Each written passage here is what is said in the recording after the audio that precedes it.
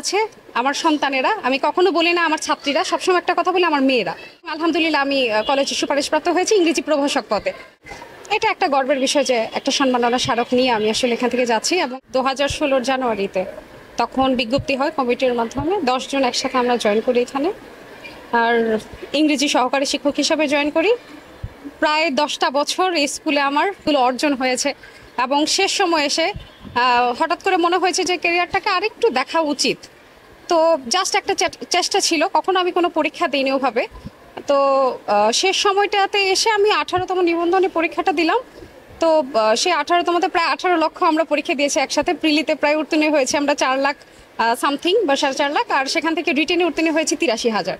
এরপর সেখান থেকে ভাইবাতে 60,000-এর মতো। তো আমি ইংরেজি প্রভাষক পদে 533 জন সুপারিশপ্রাপ্ত হয়েছে সর্বশেষ।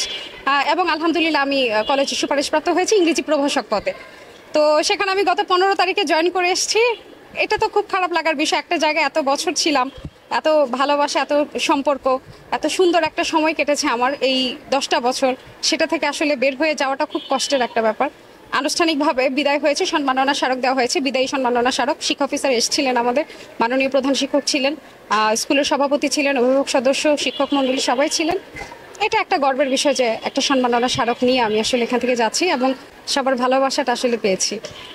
তো আর যারা আছে আমার সন্তানেরা, আমি কখনো বলি না আমার ছাত্রীরা, সবসময় একটা কথা বলি আমার মেয়েরা।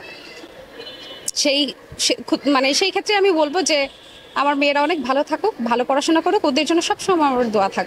এসে 10 বছর স্কুলে, কিন্তু স্কুলে অনেক উন্নতি হয়েছে এবং বর্তমানে যে প্রধান শিক্ষক আছেন ভারপ্রাপ্ত তাহমিনা ম্যাম, রুবিনা ম্যাম ছিলেন, তিনিও ভালো করেছেন। সবার আগে তো আবু রাহান স্যার ছিলেন, এরপরে রুবিনা ম্যাম, তারপরে সাবিহাপা কিছুদিন ছিলেন, উনি অসুস্থতার জন্য আবার দায়িত্ব থেকে সরে গেছেন। এখন আছেন তাহমিনা ম্যাম, যথেষ্ট সুন্দরভাবে স্কুল চালাচ্ছে এবং এত ডিসিপ্লিন। এখন যে ডিসিপ্লিনটা হয়েছে আমার মনে হয় যে এটা মানে আপা থাকা অবস্থাতে আমার মনে হয় অনেক পরিবর্তন চোখে পড়বে। এমনকি শুধুমাত্র এই ডিসিপ্লিন না, বাচ্চাদের রেজাল্টেরও অনেক পরিবর্তন আশা করি সবার সামনে পরে চোখে পড়বে যে অনেক সুন্দর করে তিনি আসলে প্রতিষ্ঠানটা চালাচ্ছেন এবং যেভাবে চালানো উচিত একজন প্রধান শিক্ষক, যেভাবে একটা স্কুলকে এগিয়ে নেওয়া যাওয়া যায় উনি সর্বোচ্চ চেষ্টা করছেন। আর আমার মনে হয় যে স্কুলটা একটা সময় অনেক ভালো একটা অবস্থানে গিয়ে দাঁড়াবে। এমনিতে আমাদের রেজাল্টের দিক থেকে সবসময় আমরা ভালো ছিলাম, মাঝখানে কয়েকটা বছর একটু সমস্যা হয়েছিল রেজাল্টের দিকে, সেটা হয়তো বিভিন্ন কারণে, কিন্তু সামনে ইনশাল্লাহ ভালো রেজাল্ট হবে, এটা আমি আশাবাদী।